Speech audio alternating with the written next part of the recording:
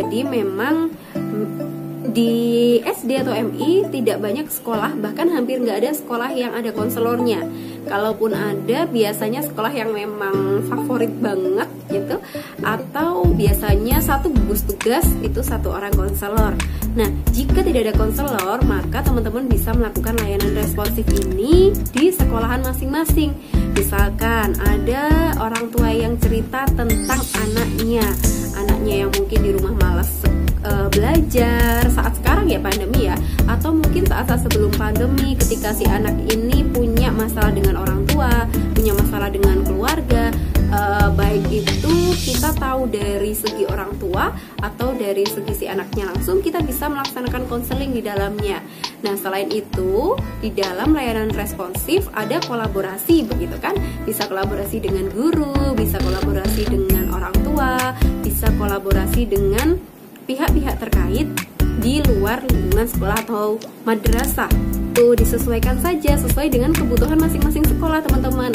Apakah sekolahan itu membutuhkan layanan responsif, jadi konseling begitu ya, terkait dengan konseling misalnya tentang bullying, misalnya cyberbullying, karena di SD ini ternyata banyak sekali teman-teman yang melakukan cyberbullying satu sama lain misalnya, atau anak kelas unggulan yang membuli anak yang tidak unggulan atau sebaliknya.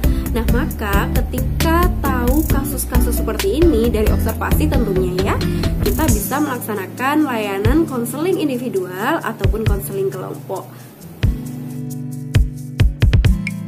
Nah, melanjutkan pertanyaan sebelumnya tentang bullying.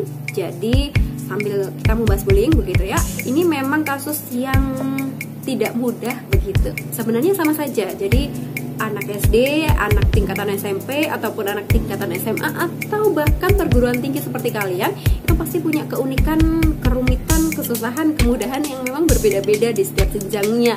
Karena tugas perkembangannya pun juga berbeda, jadi kita tidak bisa menyamakan atau membedakan secara signifikan ya. Nah, pertanyaannya adalah seberapa efektifkah layanan responsif? Saya rasa ini sangat efektif karena layanan responsif ini kan salah satunya adalah konseling individu dan juga konseling kelompok, di mana konseling individu dan juga konseling kelompok ini bisa diberikan untuk pelaku ataupun korban dari bullying ini sendiri begitu ya.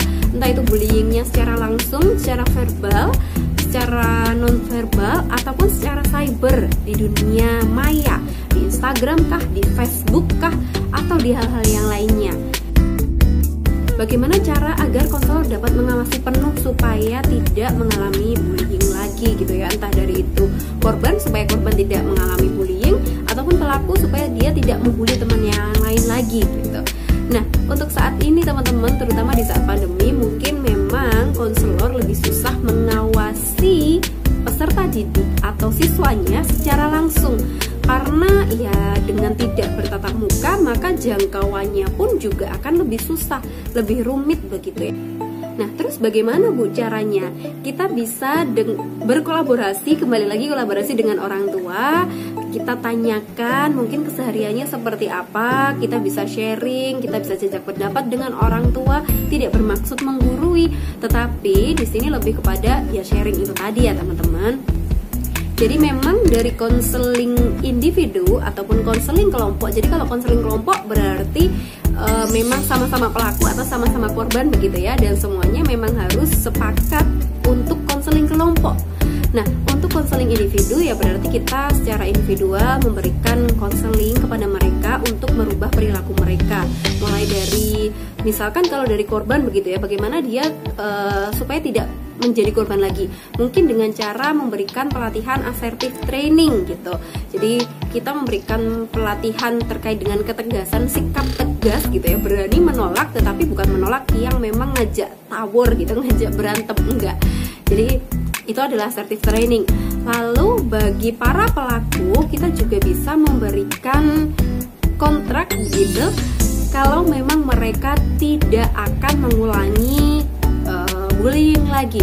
Jika memang mengulangi bullying lagi, maka akan ada punishment tertentu untuk mereka sesuai dengan jenjang pendidikannya begitu ya. Tentu jenjang pendidikan SD atau MI punishmentnya akan berbeda dengan anak-anak yang SMA. Pendekatannya pun